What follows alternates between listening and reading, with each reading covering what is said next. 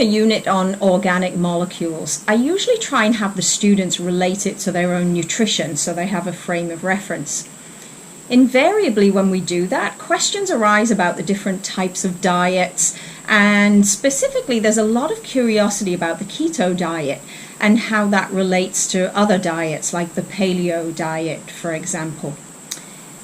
In this age of having digital information at our fingertips, it's really easy to find websites galore to support any belief you can come up with, no matter how irrational it might seem. Whether you believe the earth's flat or that vaccines don't save lives, you're going to find somebody who will substantiate your claims. The same's true of the keto diet. I will begin by saying that if you follow the keto diet rigorously, you will lose weight. There's no question about that. However, that's not to say that that's the diet you should be following. The keto diet is without question one that yields results for the outside of your body, but it can have a devastating effect on the inside.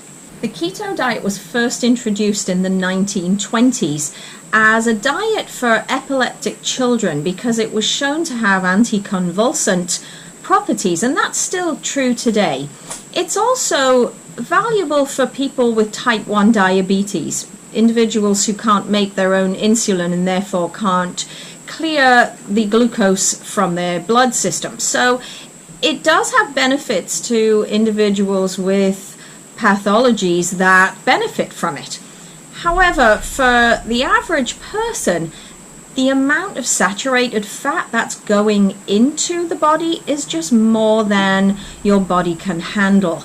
Your body is supposed to take up saturated fats in the form of low density lipoprotein particles. That's your bad cholesterol or your LDL. Those levels significantly increase because of the overburdened nature that this diet puts onto the system. It's definitely worth mentioning that unless you have a lot of fat to lose, this is not the diet for you, and it's especially not for you if you work out, if you're an athlete, even if you just like to exercise once a day. This is not the one for you. Some of the side effects, apart from the very obvious increase in your bad cholesterol, you will experience muscle cramps, heart palpitations, certainly reduced performance because the body prefers carbohydrates as fuel, and if you're just not supplying it with carbohydrates, then you're simply not going to get the output.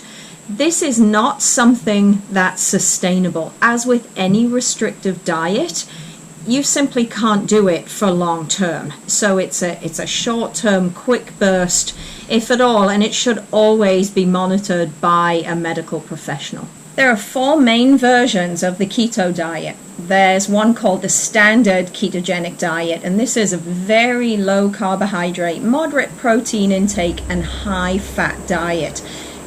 Usually about 75% of the calories come from fat.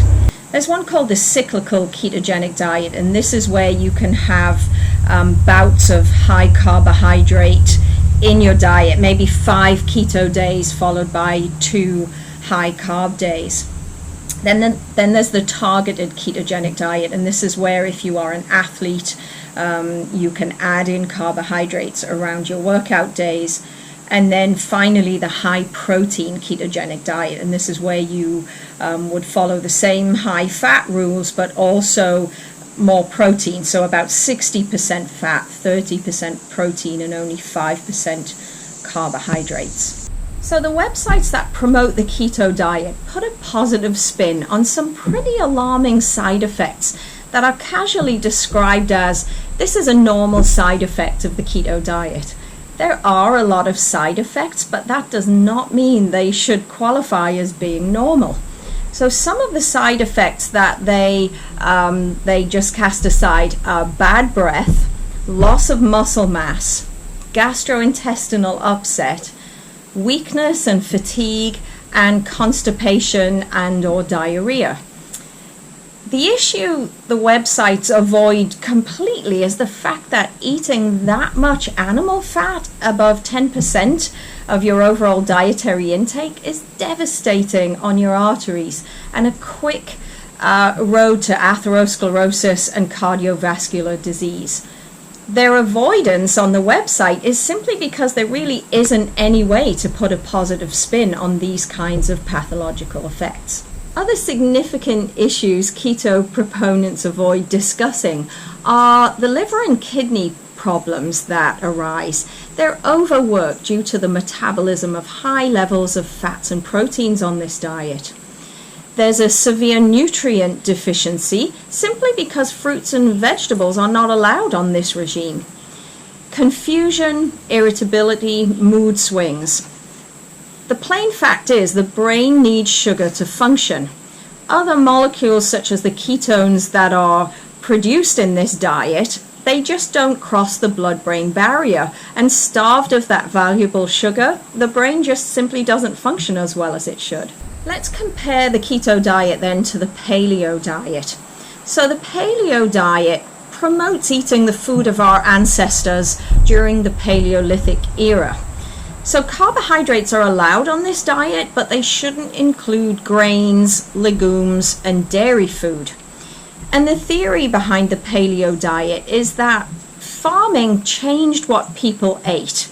And as farming brought into our food supply dairy, grains, and legumes as additional staples, human beings, evolutionarily, our genes didn't develop fast enough to take into account this new way of eating. And so this mismatch is believed to be a contributing factor to the prevalence of obesity, diabetes, and heart disease today. Opponents say there isn't enough research into human evolution and nutrition with respect to dietary changes to support that. And then also, depending on geography, humans may have been eating grains long before the advent of widespread farming. There just needs to be more research done into that.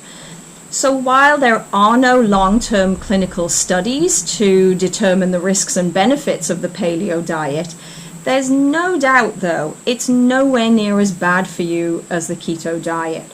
And if nothing else, it does promote a healthy balance of carbohydrates, proteins, and fats, and a level of clean eating, since it doesn't advocate processed food. So while not as sexy or as on trend as the keto diet and the paleo diet, there really is no substitute for simply eating less, making sensible choices, and including an abundance of fruit and vegetables into your diet. Anything in moderation will work. Thanks for watching. If you have any questions or comments about the keto, the paleo diet, or any dietary questions, please just put them in our comments section below and we'll be happy to answer you.